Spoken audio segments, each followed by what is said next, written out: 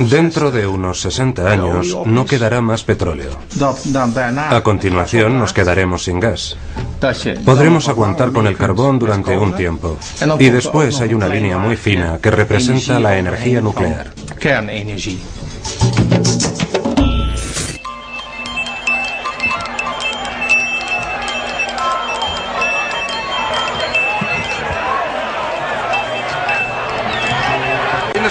En la primavera de 2004 el barril de crudo se estaba vendiendo a unos $35. Desde entonces hemos tenido una guerra en Irak que no está yendo muy bien por lo que respecta al petróleo. Ha habido una caída en la producción de petróleo iraquí y desde entonces también se ha producido un enorme resurgimiento de la demanda de petróleo desde Asia, sobre todo de India y China, que no parece tener visos de menguar por el momento. Y también ha caído la producción de petróleo ruso, y además de eso tenemos los conflictos políticos en Nigeria. Hemos tenido algunos problemas en Venezuela y por supuesto está el gran problema que todo el mundo está esperando a ver cómo se resuelve, que es el debate con Irán por el enriquecimiento de uranio. Todo eso ha añadido tensión al mercado, lo que ha hecho subir los precios. Creo que por una buena temporada vamos a tener que acostumbrarnos a que el barril de petróleo cueste entre 80 y 100 dólares.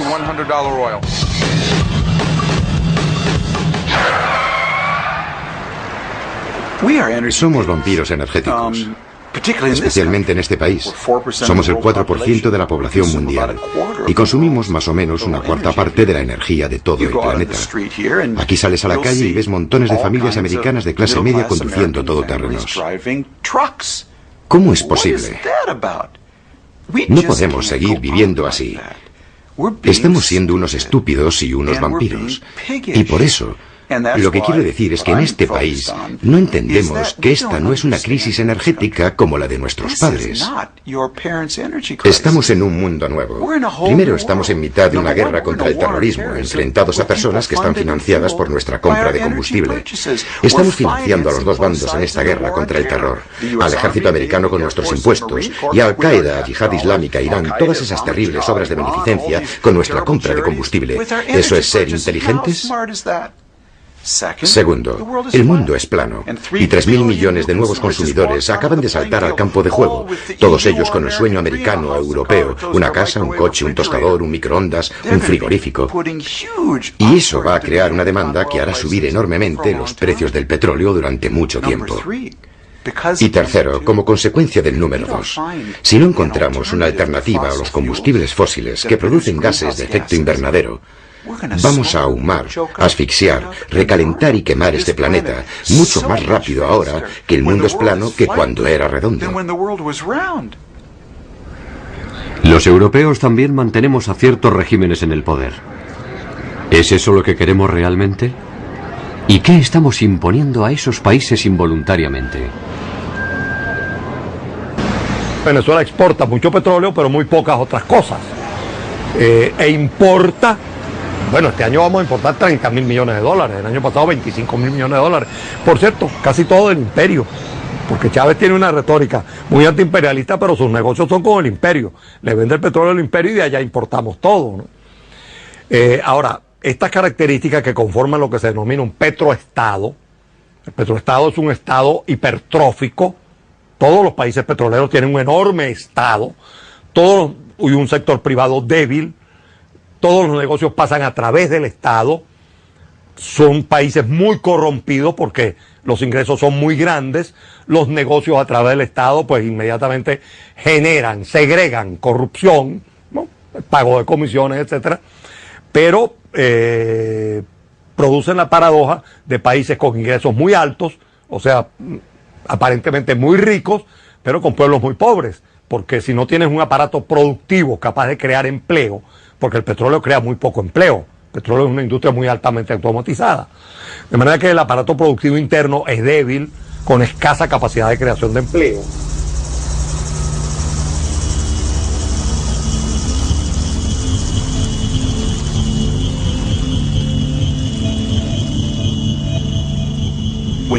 Cuando un país se engancha a los altos precios del petróleo, te vuelves realmente estúpido. Porque cuando te enganchas a los precios tan altos del petróleo, dejas de hacer las cosas que son necesarias para desarrollar la capacidad de innovar de tu país, su capacidad de educar, de competir. ¿De acuerdo? Y por eso es por lo que, a la larga, yo no apostaría por ninguno de esos países. Porque a la larga, acabarán haciendo fish and chips y no microchips. A corto plazo estos países acumularán un montón de dólares, pero a la larga, a menos que preparen a su pueblo para competir en un mundo sin petróleo, que les den las herramientas educativas necesarias para ser emprendedores y competitivos e innovadores en un mundo plano, tendrán que volver al desierto.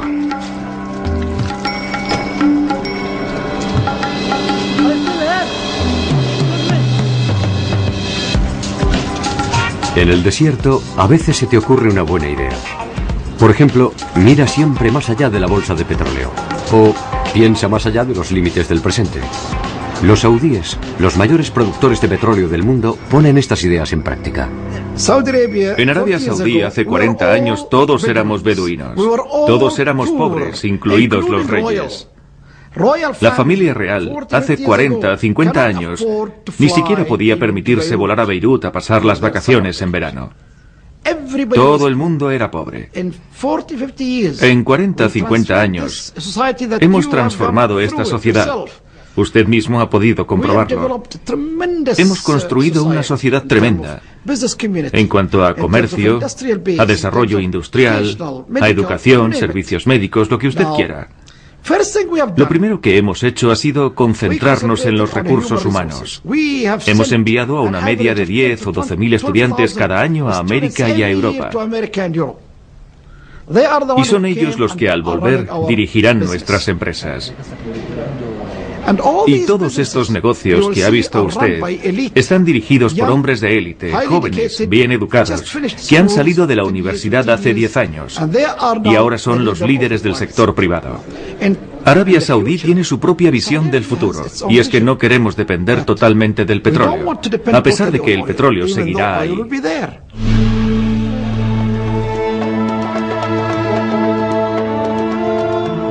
Bienvenidos a una nueva ciudad que cubre 55 millones de metros cuadrados y que juega un papel capital en el proyecto de diversificación de la economía saudí en cuanto a calidad y cantidad, en los diferentes campos del comercio externo, el transporte, las finanzas, el turismo, la industria, la oferta comercial y la investigación y desarrollo.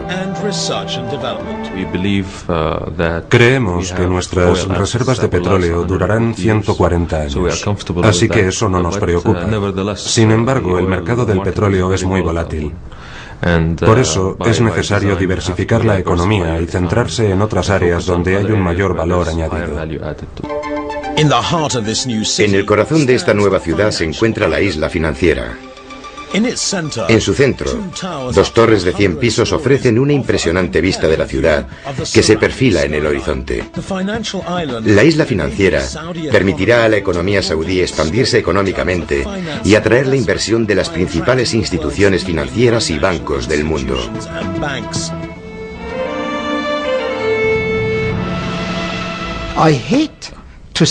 Odio verme como un saudí que vende su petróleo a $100 el barril. Es demasiado barato. Demasiado barato. Creo que el petróleo se debería vender en las farmacias. Creo que el petróleo se debería utilizar mejor. Se debería utilizar para crear otros productos. No darles a nuestros buenos amigos americanos y europeos petróleo barato para que se den bonitos paseos casi gratis durante el fin de semana con sus novias. Deberían quedarse en casa, como nosotros, relajarse, ver la televisión y no abusar de nuestro petróleo. Cuanto más conducen, más agotan nuestras reservas, y no al contrario. ¿Lo están desperdiciando? Lo están desperdiciando totalmente. Mire, la cuestión es que Arabia Saudí ha apoyado todos los intentos posibles de crear nuevos recursos energéticos. Y quizá les sorprenda, pero si algo nuevo aparece en el horizonte, puede que para entonces resulte que los saudíes sean los mayores inversores del mundo en esa actividad, y estaremos haciendo dinero con esa nueva energía y trayéndolo a nuestro país. Nosotros no vamos a ser los perdedores. Eso tiene sentido. Si hay alternativas al petróleo, los saudíes van a intentar comprar esas nuevas tecnologías. ¿Y qué hay de los rusos? Si observamos la economía rusa, hay que entender que es una economía de mercado muy joven. Está empezando a crecer. Es una economía adolescente comparada con las de Europa occidental. Hay que pasar de una economía basada en el petróleo a una economía más innovadora, una economía de servicios.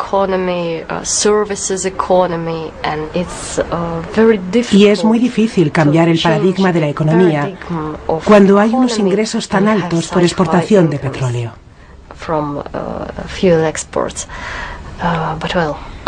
Pero bueno, creo que es la única vía que tiene Rusia para desarrollar su economía. De lo contrario será muy inestable, basada solo en las exportaciones de petróleo y gas.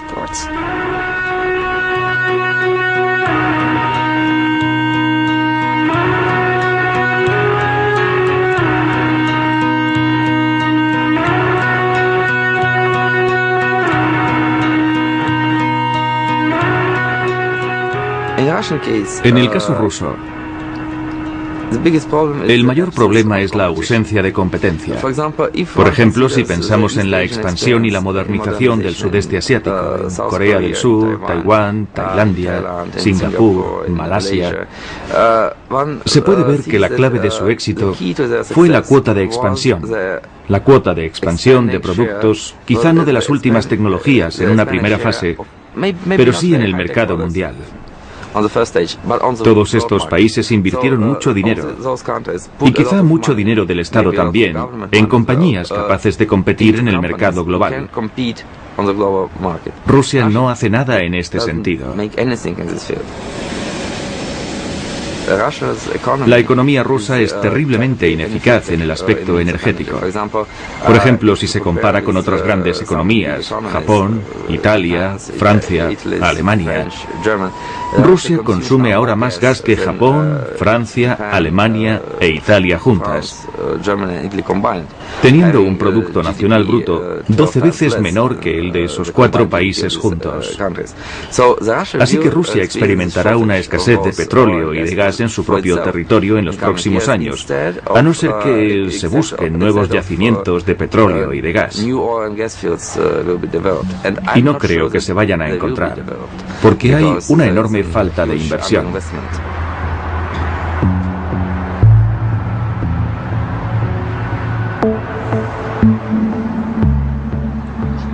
Rusia es un petrolero que lleva muchos años navegando con el mismo rumbo, a pesar de que sus capitanes saben desde hace mucho tiempo que tienen que virar en redondo.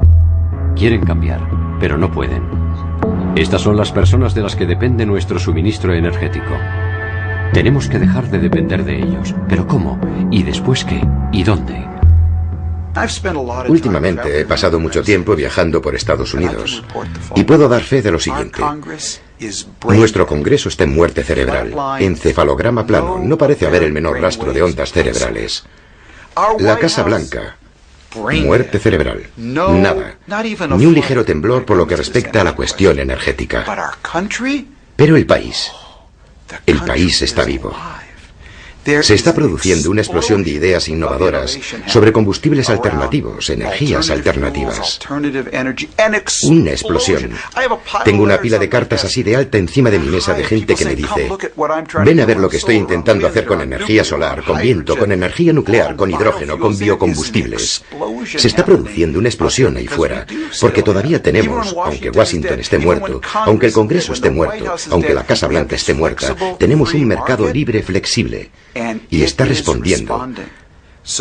Así que no se deje engañar por la muerte cerebral de Washington.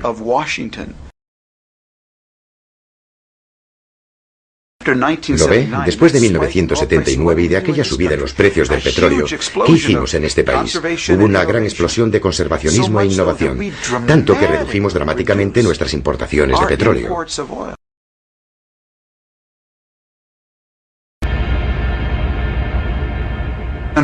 Por desgracia, en Estados Unidos, el término verde ha sido definido por sus enemigos.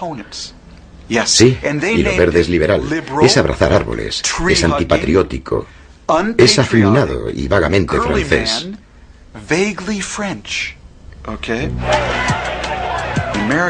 En Estados Unidos eso es terrible.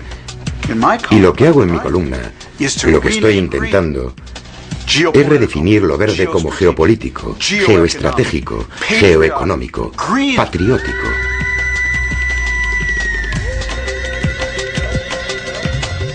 ¿Quiénes van a ser los grandes inventores de los combustibles alternativos? ¿Quiénes van a ser los inventores de la energía solar? ¿Quiénes van a ser los inventores de la energía eólica, nuclear, de los biocombustibles? Recuerde lo que dijo una vez el antiguo ministro del petróleo saudí, el jeque Ahmed Zaki Yamani. La edad de piedra no terminó porque se acabaron las piedras. ¿De acuerdo? Y la edad del petróleo no va a terminar porque se acabe el petróleo. Terminará porque alguien va a inventar una alternativa al petróleo. Y la carrera en la que estamos ahora, que será la que decida el reparto del poder global a principios del siglo XXI, acaba de comenzar. Y esa es la carrera que a mí me interesa. ¿Quién será el ganador? ¿Cuáles serán las nuevas superpotencias energéticas del mundo? ¿Y cuál va a ser el resultado? ¿Nuevas oportunidades o nuevas dependencias? Creo que tenemos que volver a los biocombustibles, a las hierbas, a los tallos de maíz. Tenemos que mirar hacia el azúcar y el maíz que ya se están utilizando. Y Brasil ya es autosuficiente con el biocombustible que elabora con su caña de azúcar, que produce en abundancia. La están utilizando para propulsar coches. Eso puede extenderse al resto del mundo. Pero ya está ocurriendo en Brasil, porque es uno de los grandes productores de azúcar.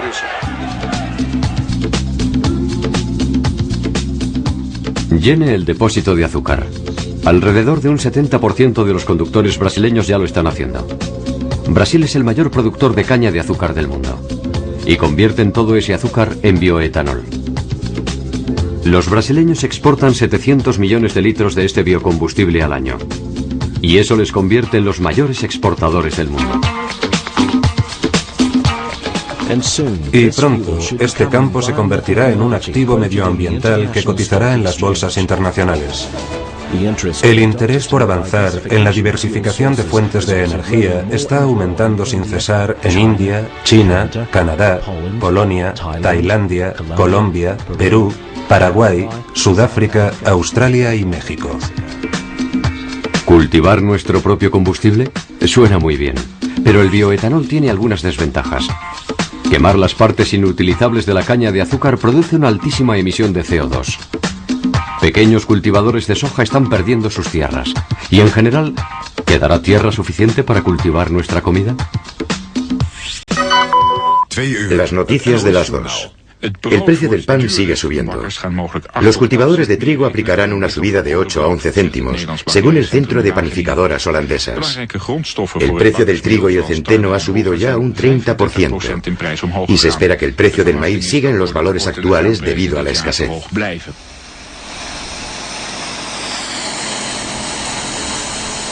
Si miramos al futuro, los biocombustibles cumplen muchos de los requisitos. La desventaja para Europa es que se necesitan grandes extensiones de terreno libres y deshabitadas.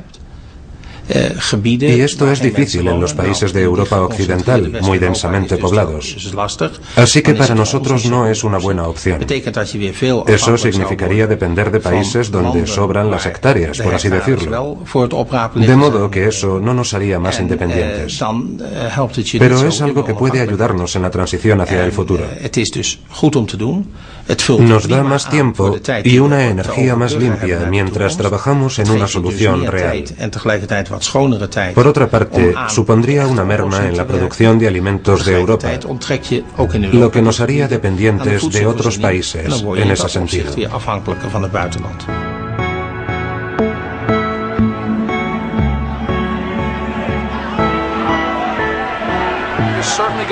Desde luego veremos que cualquier país agrícola va a poder contribuir.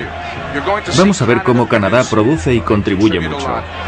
Vamos a ver a Australia contribuir bastante y también vamos a ver cómo quizás Sudamérica juega un papel mayor del que está jugando ya.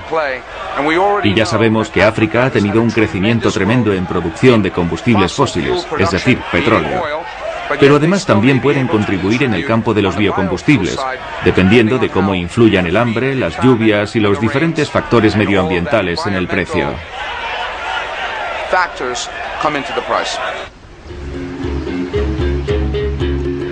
África, árida, seca, vasta y ardiente.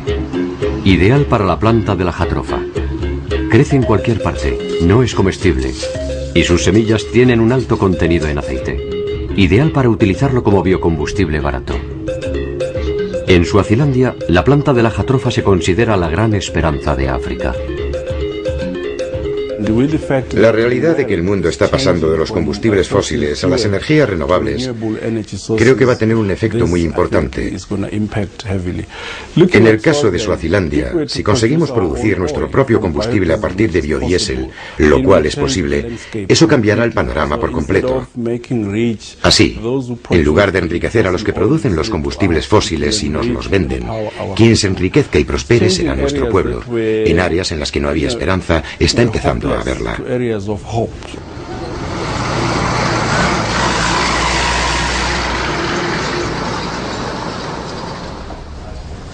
¿Se convertirán los granjeros pobres de África en los jeques del petróleo del futuro?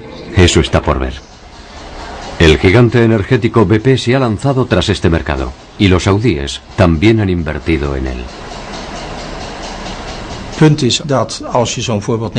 En un continente como África, harán falta varias décadas para que esto se pueda aplicar a gran escala y se pueda exportar.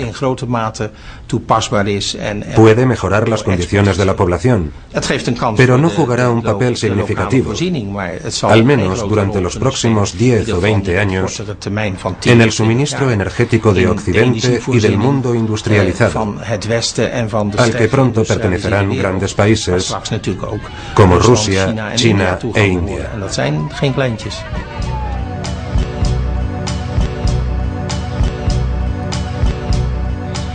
Georgia, un pequeño país del Cáucaso, también tiene su propia fuente de energía, el agua. Y es una suerte, porque su dependencia de Rusia e Irán está empezando a ser insoportable.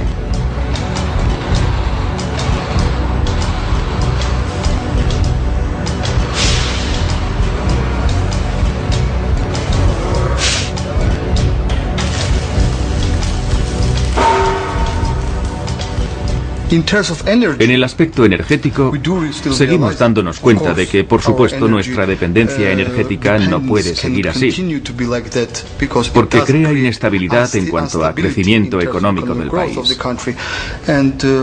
Y los recursos hidrográficos en los que creo que somos ricos, Georgia es rica en sí misma, es algo en lo que estamos trabajando muy intensamente. Y la rehabilitación y la construcción de nuevas centrales es la prioridad número 1 ahora mismo en Georgia. Y creemos que por ejemplo, solo se ha utilizado un 12 o un 13% de nuestros recursos hidroeléctricos. Así que tenemos un gran potencial para crecer en este campo. Y podría decir que en el futuro podemos ser un país rico en energía, pero no en gas y petróleo, sino en recursos hidroeléctricos que también pueden ser muy rentables en el futuro. Mientras la biomasa compite con la tierra de cultivo, con la energía hidroeléctrica, el territorio cubierto de agua competirá con el territorio habitado.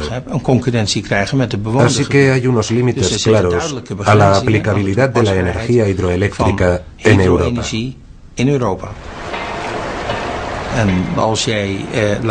Si cambiamos la dependencia del petróleo y el gas por la dependencia de la biomasa, la energía hidroeléctrica o, por ejemplo, las semillas que hemos visto antes, acabaremos teniendo el mismo tipo de dependencia.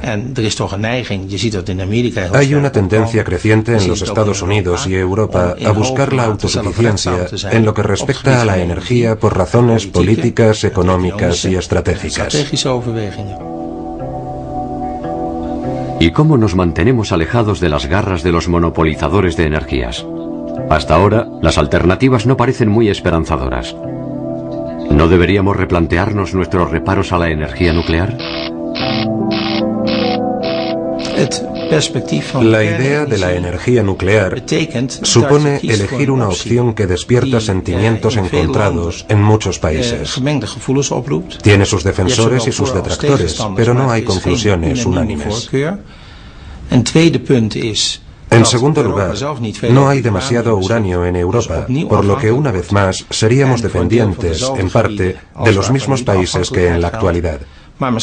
Y quizá lo más importante de todo, si calculamos el volumen total de uranio que se puede extraer con rentabilidad, sin utilizar más energía de la que va a producir, todo ese uranio solo añadiría entre 5 y 10 años a la edad de los combustibles fósiles. Haríamos todas esas inversiones con el problema añadido de los residuos nucleares y solo ganaríamos 10 años o algo así. Eso no tiene sentido.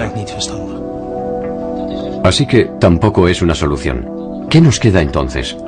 ¿Es que no hay nada que nos permita producir energía de forma autosuficiente?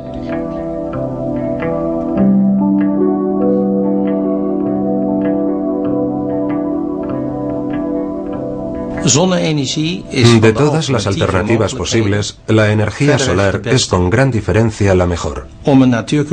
Físicamente hablando, el sol es la fuerza de la que proceden todos los demás combustibles. En ese sentido, iríamos directamente a la energía madre. En segundo lugar, está el argumento de que la energía solar está tecnológicamente hablando a nuestro alcance. Pero tenemos que aumentar su potencial de dos formas diferentes. Primero, tenemos que fabricar células solares más eficientes y que produzcan más. Segundo, todo el proceso de producción de energía solar, células y paneles tiene que abaratarse. Eso significa producción a gran escala que haga bajar los precios.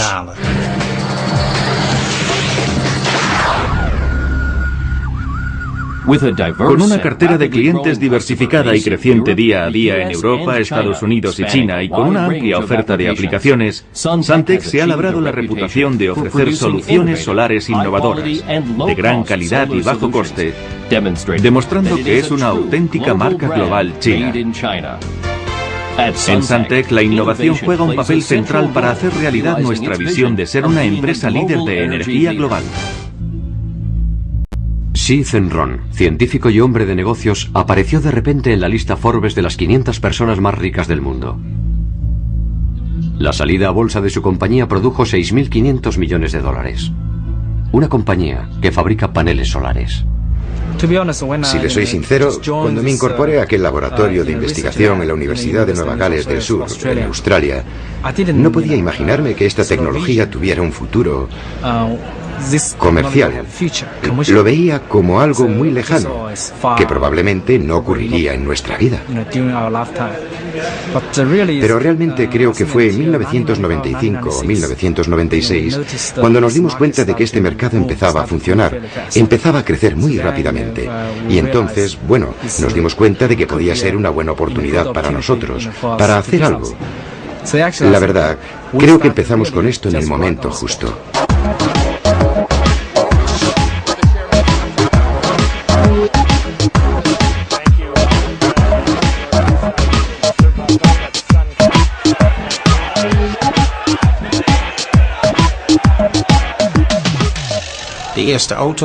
Los primeros coches, las primeras televisiones, los primeros ordenadores eran absurdamente caros.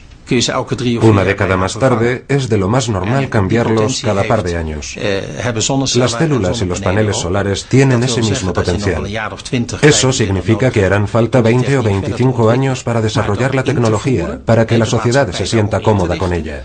Y para entonces tendremos el futuro en el bolsillo.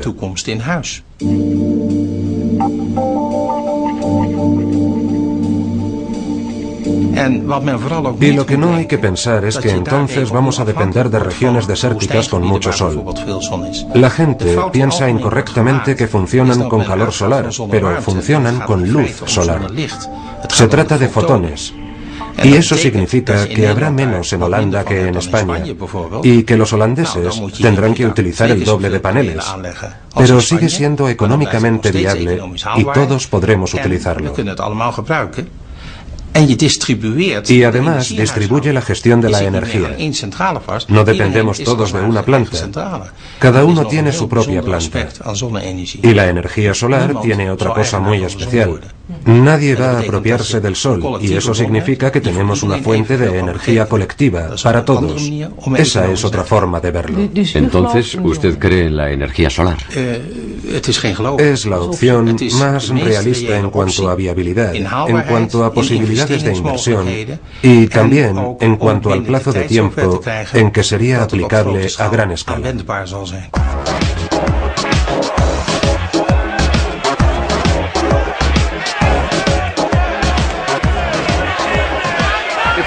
Si observamos el precio en bolsa de las acciones de paneles solares o energía solar, han subido enormemente. La energía eólica, la solar, son campos de producción energética que seguirán creciendo mientras estos precios sigan tan altos. Los precios de las acciones suben, pero eso dice más de la necesidad de nuevas fuentes de energía que del éxito en la aplicación del producto. Ya en los años 80, los saudíes experimentaron con la energía solar, pero descartaron la idea.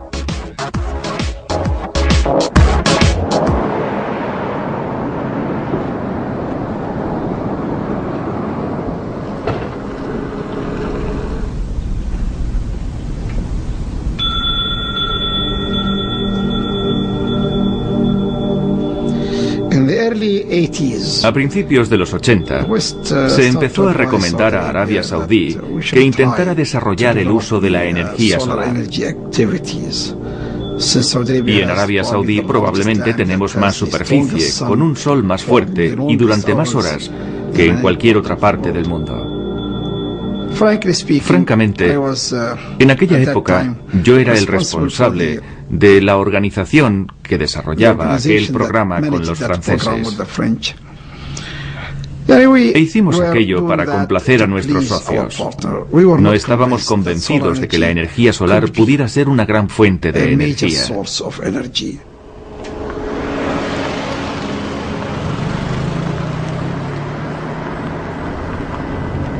¿Por qué no están conectados todos estos paneles? Hace 20 años podíamos suministrar electricidad a las 3 aldeas cercanas, Al-Gibelar, Al-Aena y Al-Hedra. Pero la demanda de electricidad crecía día a día. Y la población también crecía mucho. Y la demanda aumentó tanto que dijeron, ya no estamos en condiciones de satisfacer sus necesidades. Y al mismo tiempo, la red nacional podía abastecer de electricidad a esas aldeas.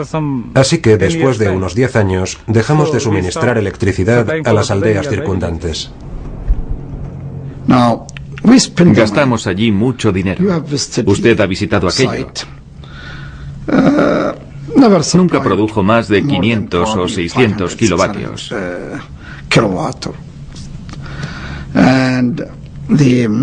Y el mantenimiento de esas instalaciones es tremendamente complicado. Mantener el proyecto es muy difícil y muy caro. Así que el tiempo ha demostrado que teníamos razón en nuestro pesimismo y que toda esa visión que Occidente ha estado intentando promover solo era un sueño.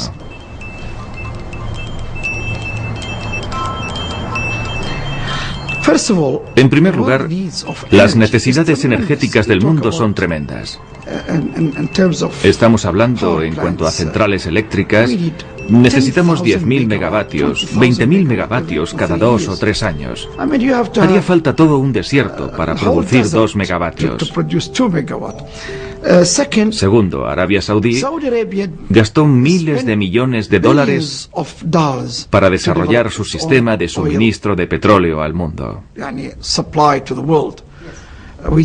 Prometimos al mundo que les abasteceríamos con 1 billón de barriles en los siguientes 25 años, con el compromiso de gastar 25.000 millones de dólares. Ahora necesitamos que los gobiernos, las grandes compañías, adquieran ese tipo de compromiso si quieren desarrollar una energía alternativa. No es un juego, no es un hobby, no es una investigación universitaria. Los políticos hablan mucho pero cumplen poco.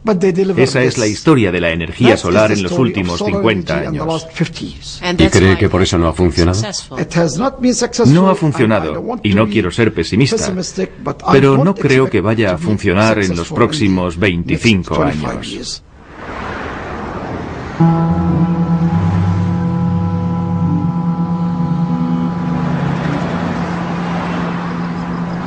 En los años 80, la tecnología solar no produjo bastante energía para los saudíes. Desde entonces, esa tecnología ha mejorado.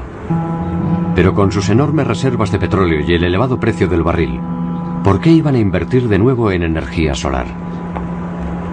Pero para los chinos es diferente. Ellos tienen que hacerlo, y el gobierno chino entiende la situación.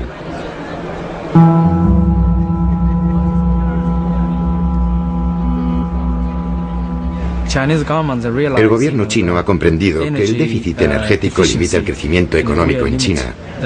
Por eso el año pasado el gobierno chino aprobó la ley de energías renovables.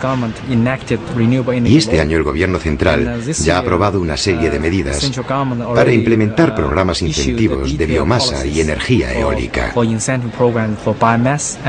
Y para la energía solar, no tenemos todavía ninguna política de incentivos del gobierno central, pero muchos gobiernos locales, como los de las provincias de Jiangsu, Shanghái, Shenzhen y Zhejiang, todos han iniciado ya sus programas de incentivos, así que creo que es un buen principio.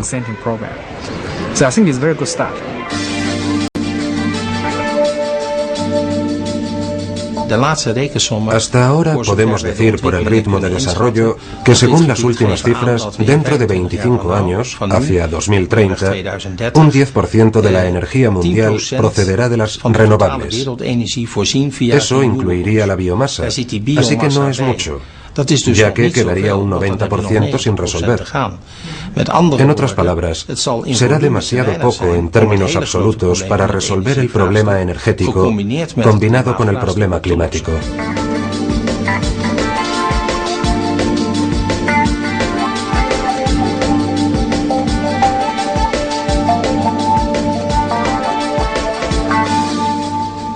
La aldea solar abandonada en Arabia Saudí muestra la diferencia entre los mundos de la antigua y la nueva energía. Los que están comprometidos con la antigua energía no van a poder deshacerse de ella fácilmente.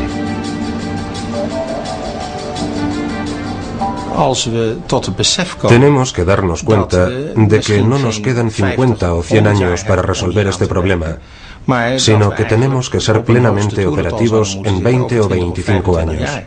Así que, además de utilizar los combustibles existentes, de los que no podemos prescindir, tenemos que seguir desarrollando las nuevas tecnologías. Tenemos que trabajar en la mejor solución para el futuro. La cuestión no es si se debe hacer o no. Es si pensamos que tenemos margen hasta 2080 o si decidimos que tenemos que conseguir un avance considerable para 2030, tanto en Europa como en el resto del mundo, y conseguir algo mejor que ese 10% que está previsto. Vamos a un ritmo demasiado lento.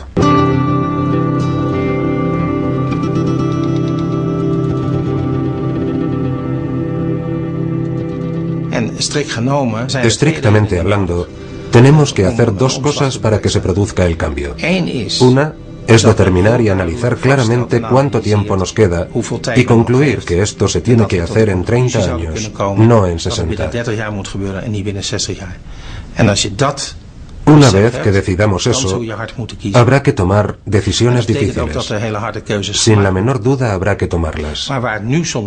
Pero a veces parece que cuando tenemos que tomar decisiones difíciles, como tener que elegir entre una amputación y la muerte, empezamos por cortarnos las uñas.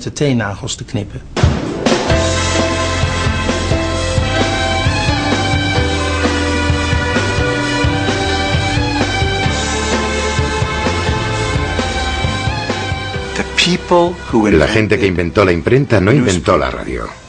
La gente que inventó la radio no inventó la televisión.